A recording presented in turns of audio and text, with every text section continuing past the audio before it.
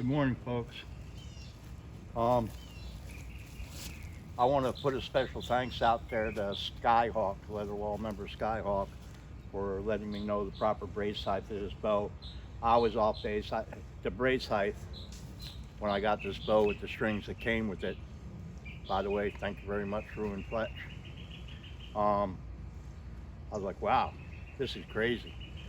So I put on my own string, one of my own strings, to where I could see some of the string groove at the end of the hook. Now, one of the first things I noticed about the Red Wing Hunter, and that's what this video is about, by the way, I've been looking for one of these for a while because of their legendary speed. This is the one bow folks were telling me was faster than my Pearson Hunter 709. And when I received it, I was like, wow, I can see why. You know, I don't believe I've ever seen as much hook in a wood glass bow as there is in a Red Wing Hunter. Impressive lines, to say the least. So Skyhawk squared me away. He has some information, like a lot of folks on Leatherwall. You know, you guys are a fountain of knowledge out there with all things recurve and longbow. And he let me know what the brace height is supposed to be, which is 8.5 to 9.25, which was that obscene amount of brace height that the bow came with, the strings the bow came with. So I twisted this one up, and it didn't take many twists. It took 8 twists, and I had it myself. What I felt was right was at like 8.25. So I put like 7 twists, yeah, 7 twists in, took it up to 8.75 inches brace height.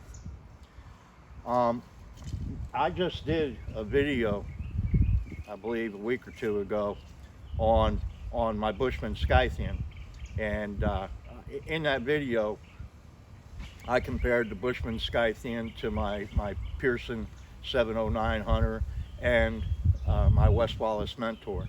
And all bows I used 10 grain per pound arrows, plus or minus 3 or 4 grains if that, at 10 GPP. And all 3 of those bows shot within a handful of feet per second of each other. 9 arrows, three arrows out of each one. And they were all with 10 grains per pound, and my 27.75 inch draw length, they were all in the, I'm wanting to say from memory, 160 to 165 range, if that. So that was kind of stunning, and I put in that video the end of chasing speed, because in being blessed enough to have worked with Steve Jewett, and I had close contact with some big name bowyers that I've had talks with. You know, it just seems like there's really, unless you get into the super recurves, there's no free lunch out there. Everything's a give and take. So you go after the things that benefit you most. Well, anyway, here it is, 40 pound, 58 inch, 40 pound Red Wing Hunter.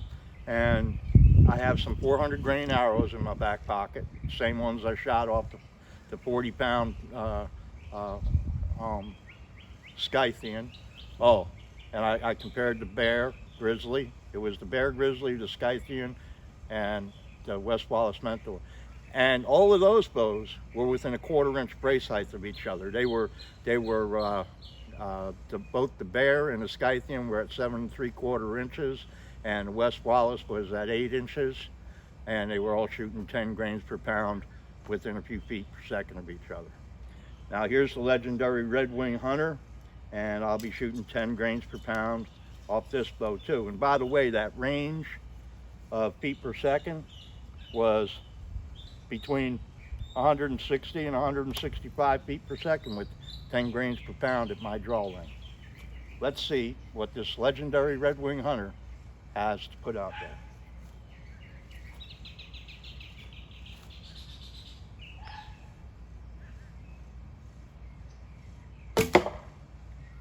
.163.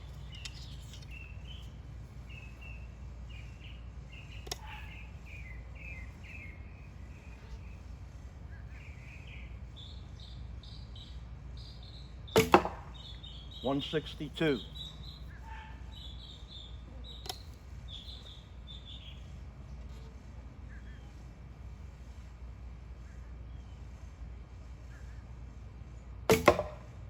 Duplicate, 162. Imagine that. Now, what I'm going to tell you is this. Again, there's no free lunch, right? And while that was, I'm not going to lie, a bit of a disappointment to me, and finally finding a red-winged hunter and hearing all the rumors about how quick they are, to find out that it is in fact at 10 grains per pound, no faster than my West Wallace, no faster than my Bear Grizzly, no faster than my Bushman Scythian. It is what it is. Now, most folks are down there, but I'm not going to. Because what I'm going to tell you is there's beauty. Every time you take away from one area of the bow, it usually complements another area, if the boyer knows what they're doing. And it's what you value most, you know. Now, what I'm going to tell you is, you know, remember I said it had a lot of hook, right? Well, guess what? The riser also has a lot of deflex. And as a result, it has two things. A lot of stability when you're at full draw. And you know what? It also, I'm going to step back to make sure you guys can see this. It's also a very comfortable bow. It's very appropriately named. If I was hunting, I got to tell you, you know, to be walking through the woods, hunting, this is doing that speed with an inch more brace height. That inch more brace height than the other bows is making this bow very comfortable for me to wield. If I were two-stepping through the woods hunting, that's nice versus being up here. And you know, just that little bit of movement and then to stay there all day long hunting and squatting and doing whatever a hunter does, spot and stalk. This is a very comfortable bow to wield.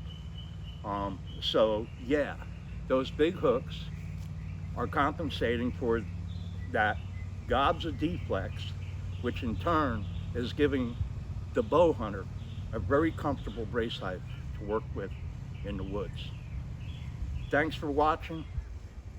And again, there's no free lunch when it comes to bow design. It's just, what do you want out of the bow?